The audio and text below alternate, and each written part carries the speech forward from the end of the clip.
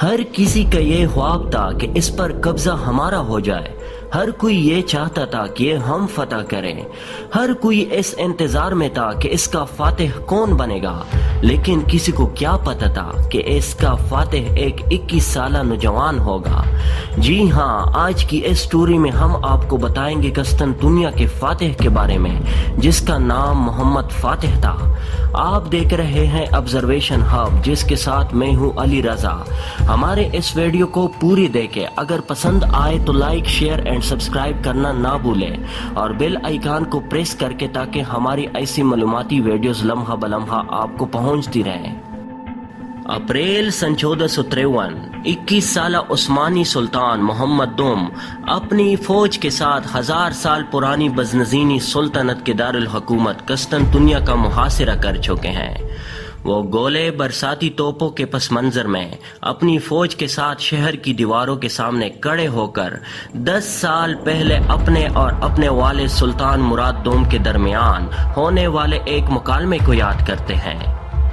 सुल्तान मोहम्मद याद करते हैं कि कैसे सन 1443 में सुल्तान मुराद दोम ने उन्हें इस तरीही शहर और इसकी मजबूत दीवारों के सामने इसी तरह खड़े होकर कहा था कि कस्तनतुनिया कायनात का दिल है, वो सरजमीन जिसके बारे में वादा किया गया है, और जो कस्तनतुनिया को फतह करेगा दुनिया उसी की होगी।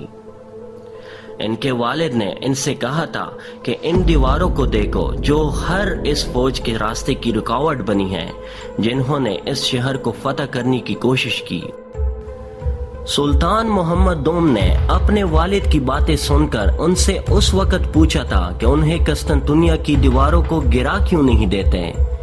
जब उनके वालिद ने जवाब दिया कि अभी इतना ताकतवर हथियार नहीं बना जो इनको गिरा सके, तो शहजादे मोहम्मद ने पूरे इत्तेमाद के साथ कहा था कि वालिद मुख्तरम, मैं इन दीवारों को गिराऊंगा और जब मैं सुल्तान बनूंगा तो कस्तनतुनिया को मैं फतह करूंगा। सुल्तान मुराद दोम जब कस्तनतुनिया के सामने खड़े नजर आते हैं तो उनके पीछे उनकी ताकत, उनकी फौज के घुड़सवार दिखाई देते हैं। लेकिन सन 1453 में जब सुल्तान मोहम्मद दोम कस्तनतुनिया आते हैं तो ऐसी गनगरज के साथ आते हैं जो शायद दुनिया में किसी दुश्मन ने इससे पहले नहीं सुनी थी। जबकि दूसरी तरफ मुआरिख बताते हैं कि दुनिया ने पहले कभी इतनी बड़ी तादाद में तोपें 69 या 70 एक जगह नहीं देखी थी। शहजादे मोहम्मद ने सुल्तान मोहम्मद दोम बनने के बाद अपने वालिद से किए गए वादे के मुताबिक सन 1453 में कस्तनतुनिया की मजबूत दीवारों को भी शिकस्त दी और कायनात का दिल समझे जाने वाले इस शहर को उस्मानी सुल्तनत का नया दारुल हुकूमत बनाया। मुअर्रिख गिबोर अगस्तो ने अपनी किताब guns for the sultan, military power and the weapons, industry and the auto empires में लिखा है कि उस्मानियों का कस्तनतुनिया को फतह करना एक मिसाल है कि सन 1450 तक तोपे मुहासिरों पर मबनी जंगों के लिए फैसला कुन हथियार बन चुकी थी। इसके साथ अहम बात ये थी कि उस जमाने की जदीद टेक्नोलॉजी अपनाने के अलावा सुल्तनत उस्मानिया के पास बड़े पैमाने पर हथियार बनाने के लिए वसाइल और सहूलतें थी, जिनकी बुनियाद पर उन्हें अपनी यूरोपीय मुखालिफिन पर बर्तरी हासिल हो गई थी। फिल्म ऑटोमन में उर्बान नामी एक कारीगर सुल्तान मोहम्मद दोम के दरबार में पेश होकर एक तोप का डिजाइन पेश करता है, जिसके बारे में उसने दावा किया कि इसके गोले शहर की तरीही दीवारों को गिरा देंगे। उसने कहा कि ये तोप 8 मीटर लंबी होगी, जबकि इसकी कीमत 10,000 दुकत होगी।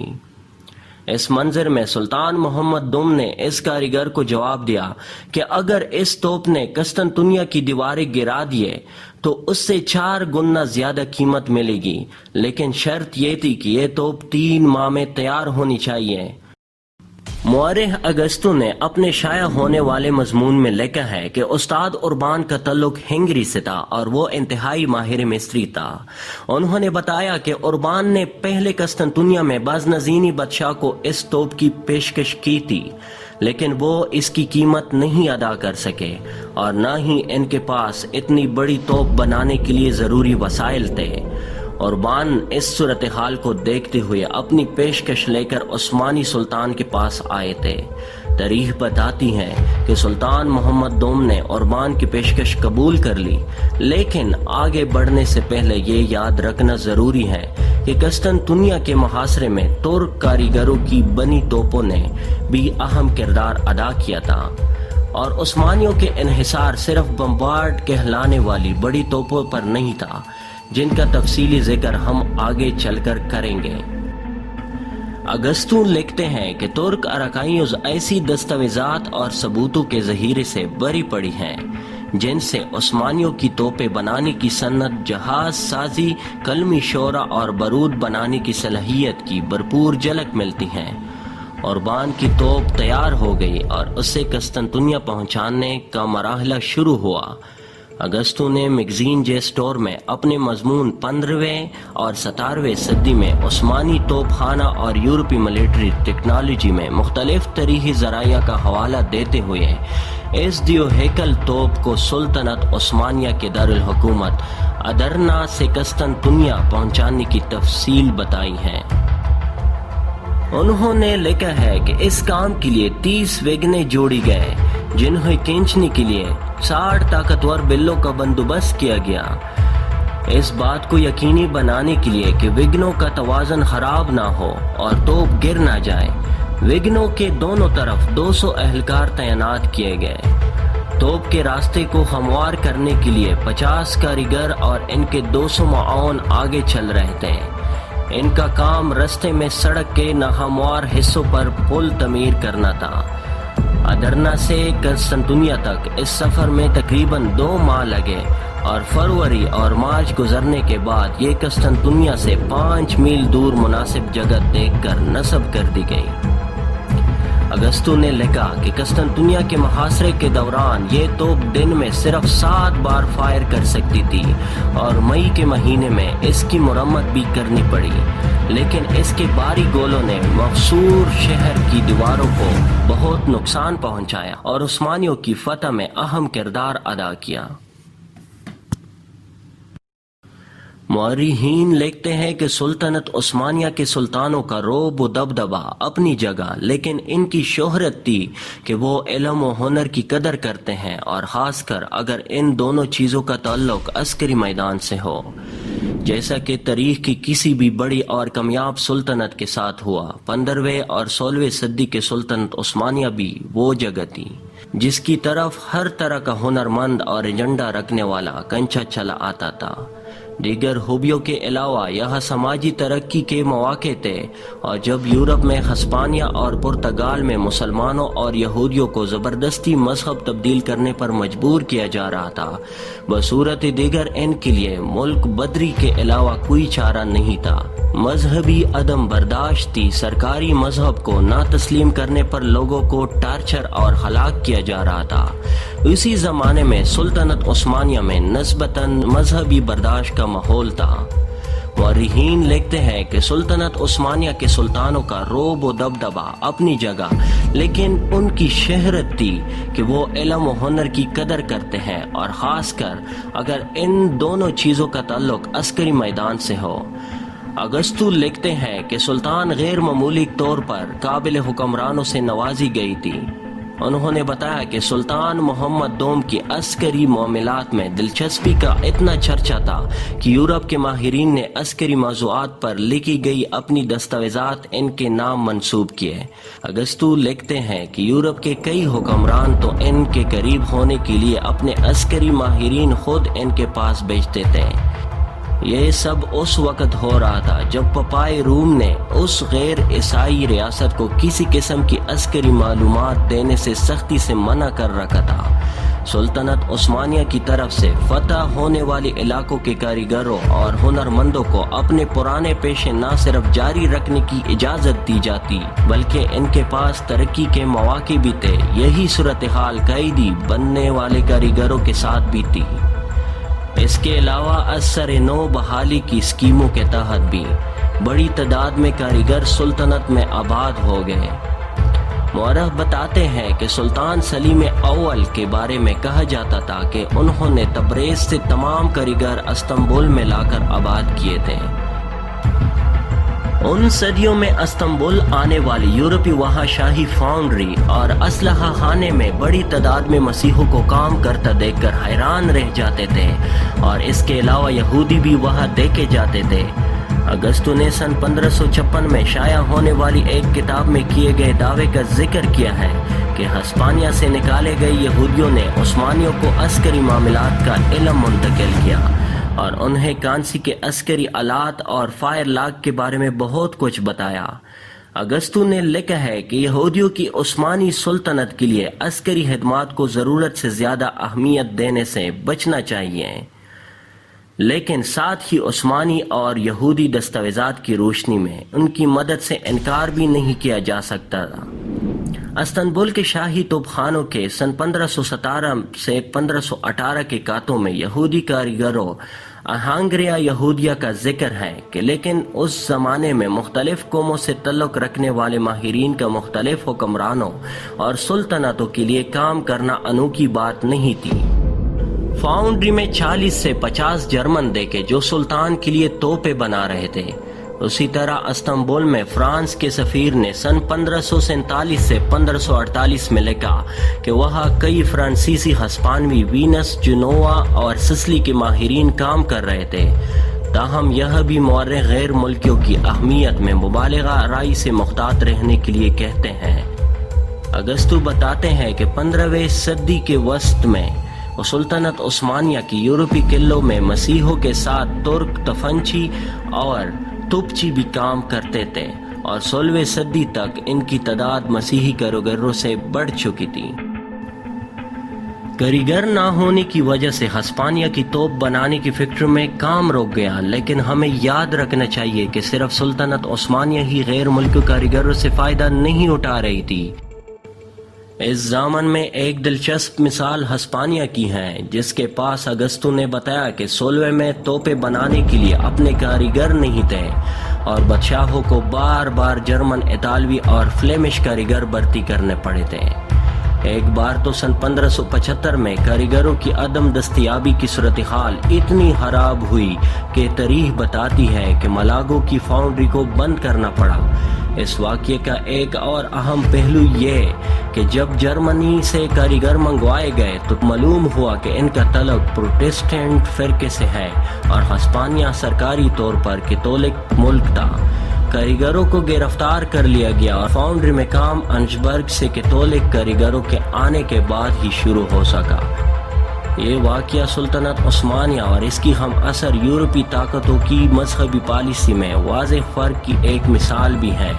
اگستو بتاتے ہیں کہ یہی صورتحال پرتگال کی بھی تھی، جو اس زمانے میں ایک بڑی عالمی طاقت تھی اور نئے ہتھیاروں کو افریقہ اور ایشیا تک پہنچانے میں اس کا اہم کردار سمجھا جاتا تھا۔ اس کا اپنا بہت زیادہ انحصار غیر ملکی ٹیکنالوجی اور درآمدہ کردہ اسلحے پر تھا، لیکن استاد اوربان کی توپ ان توپوں کے زمرے میں آتی ہے جنہیں بمبارڈ کہا جاتا تھا۔ کتاب گنز فار دی سلطان میں تفصیل دی گئی ہے کہ ان میں سے سب سے بڑی توپوں کا قطر 50 سے 80 سینٹی میٹر اور وزن 6000 سے 16000 کلو گرام تھا، اور ان سے فائر ہونے والے گولوں کا وزن 150 سے 700 کلو گرام تک ہوتا تھا۔ یورپ میں ان توپوں کو 16ویں صدی کے آغاز میں ترک کر دیا گیا، لیکن سلطنت عثمانیہ میں کچھ ایسی توپیں سن 1510 میں اور اس کے بعد بھی بنتے رہیں۔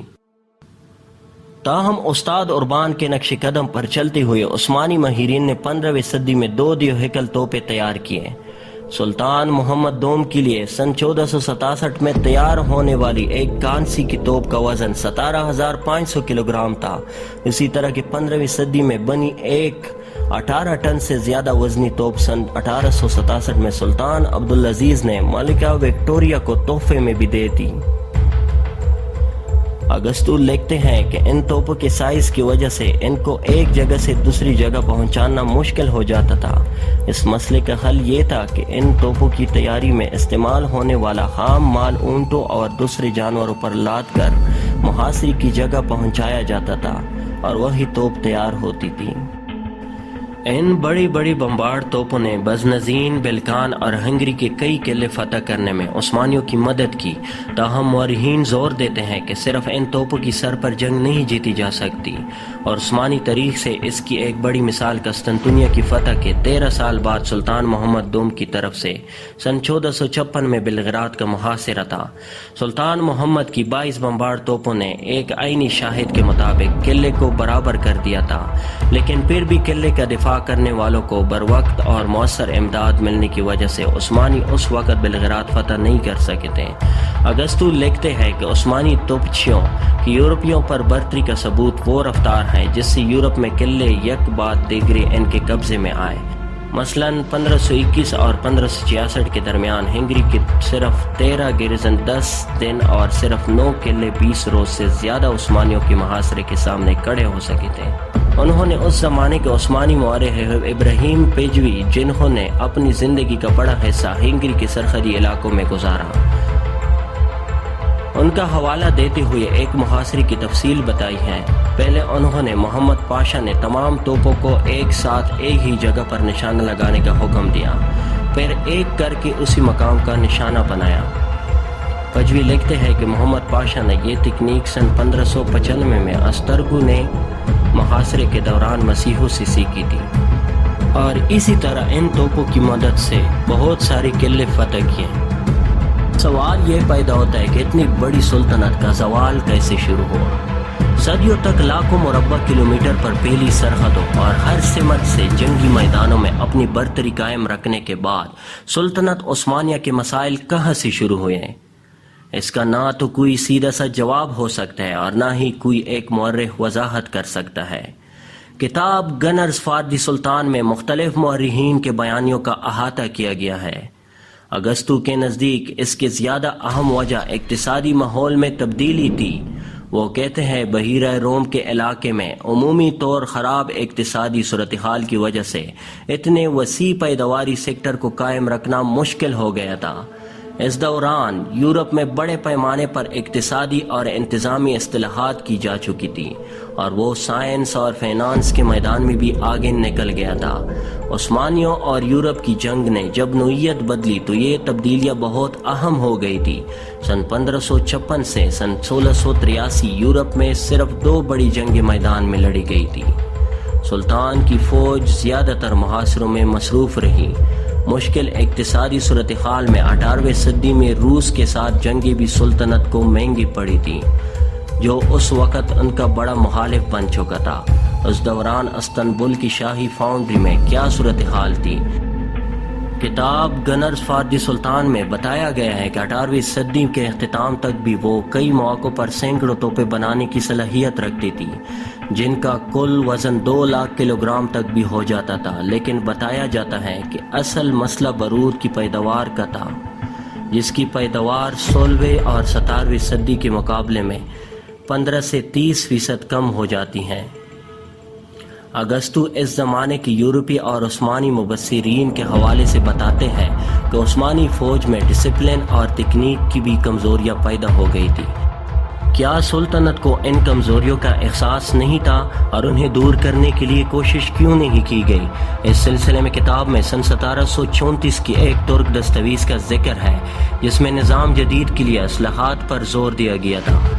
اگستو بتاتے ہیں عثمانی قیادت اس کے لیے تیار نہیں تھی، کیونکہ وہ کہتے تھے کہ اس سے سماجی ڈھانچہ خطرے میں پڑ جائے گا، اور جب انہوں نے سن 1787 سے سن 1792 کی روس کے ساتھ جنگ میں ناکامی کے بعد ایسی کوشش کی تو بہت دیر ہو چکی تھی۔ سلطنت عثمانیہ کے 18ویں سلطان سلیم سوم 1789 سے 1807 کو اس کوشش کی قیمت، جس میں وہ ایک نئی ماڈل آرمی بنانا چاہتے تھے، اپنی جان کی صورت میں دینی پڑی۔ Thanks for watching, see you in next video. اللہ حافظ۔